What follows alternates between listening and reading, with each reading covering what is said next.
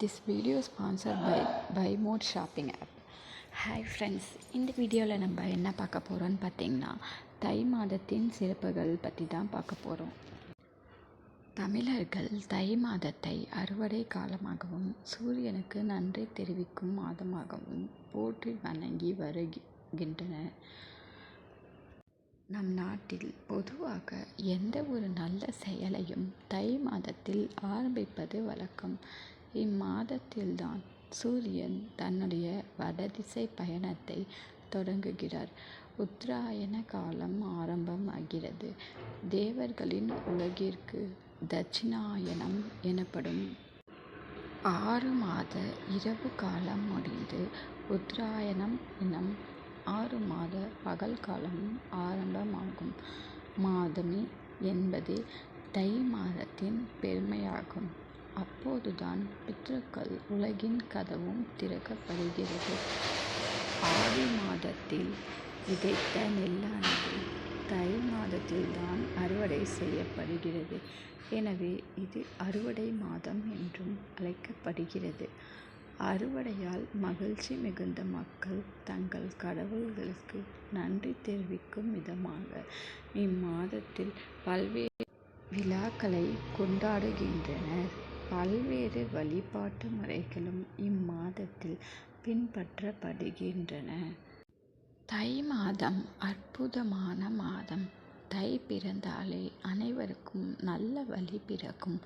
மகர ராசியில் சூரியன் பயணம் செய்யும் மாதம் மகர மாதம் என்றும் அழைக்கப்படுகிறது. தை மாதத்தின் முதல் நாள் சூரியன் தட்சிணாயன பாதையில் இருந்து உத்தராயண பாதைக்கு அடியெடுத்து வைக்கும் நாள். இதை உத்தராயண புண்ணிய காலம் என்றும் அழைக்கிறார்கள். தை மாதத்தின் சிறப்புகளையும் தை மாதத்தில் வரும் முக்கிய விரத நாட்களையும் விசேஷ நாட்களையும் பார்க்கலாம். தை பிறந்தால் ஒளி பிறக்கும், ஒளி பிறந்தால் வழி பிறக்கும் என்பது நம்முடைய பண்டைய தத்துவம்.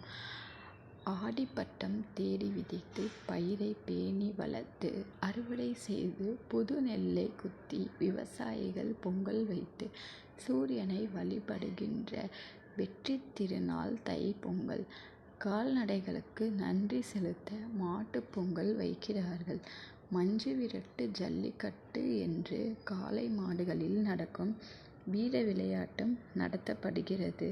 இதற்கு ஏறு தழுவுதல் என்று நமது பண்டைய தமிழர்கள் பெயர் வைத்து பெருமைப்படுத்தி இருக்கிறார்கள். அன்பை பரிமாறிக்கொள்ள காணும் பொங்கல் நடத்துகிறார்கள். மேலும் கந்த புராணத்தில் தன்னுடைய சக்தியெல்லாம் ஒன்று திரட்டி வேலாக மாற்றி சக்தி வேலாக சூரபத்மனை வதம் செய்ய முருகனுக்கு பார்வதி வழங்கினார். ஆடி அமாவாசை போல் தை அமாவாசையும் பித்ருக்கள் கடன் செய்ய மிக சிறப்பான நாள். தை அமாவாசை விரதம் இருந்தால் குழந்தை பாக்கியம் கண்டிப்பாக சித்திக்கும்.